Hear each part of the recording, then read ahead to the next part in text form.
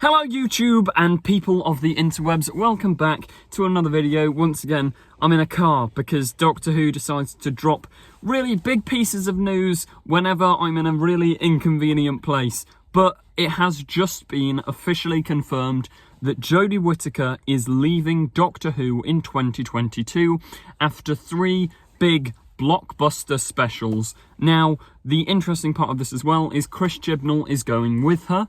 I've read some of the statements they've put out and some of the stuff the BBC's said, and apparently Chris Chibnall and Jodie both agreed to a 3-year pact. They were going to make 3 series of Doctor Who and then leave. So yeah, this brings up a lot of questions. Now, the first thing that instantly jumps to mind for me is the Timeless Children. What's going on with all that? Because Chibnall set up this massive big Timeless Children thing at the end of series 12. Then he's only got like one big story, which is because we know series 13 is going to be a big 7-episode long story.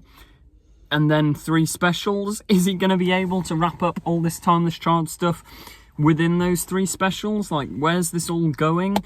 Also, a really big question, which is quite worrying, we haven't had any announcement of who's going to be taking over after Chibnall.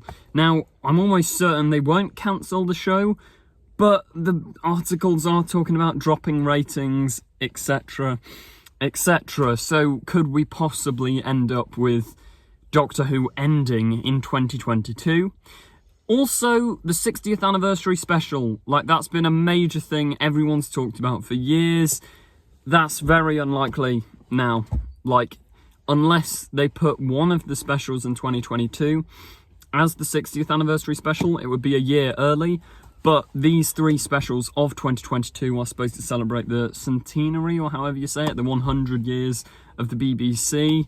But yeah, 60th anniversary multi-Doctor special, unless they're going to push that to 2022, it's not going to happen, because there's going to need to be a new showrunner, a new Doctor, all of this. How can you bring back old Doctors? Like, it's just, yeah. So that's somewhat disappointing, but I am still holding out hope that they're just going to do the 60th anniversary special in 2022, which I think they could do. And I think because they are supposed to be blockbuster specials celebrating 100 years of the BBC, it is likely we'll get 1 or 2 returning Doctors. So fingers crossed for one of these 2022 specials to be that.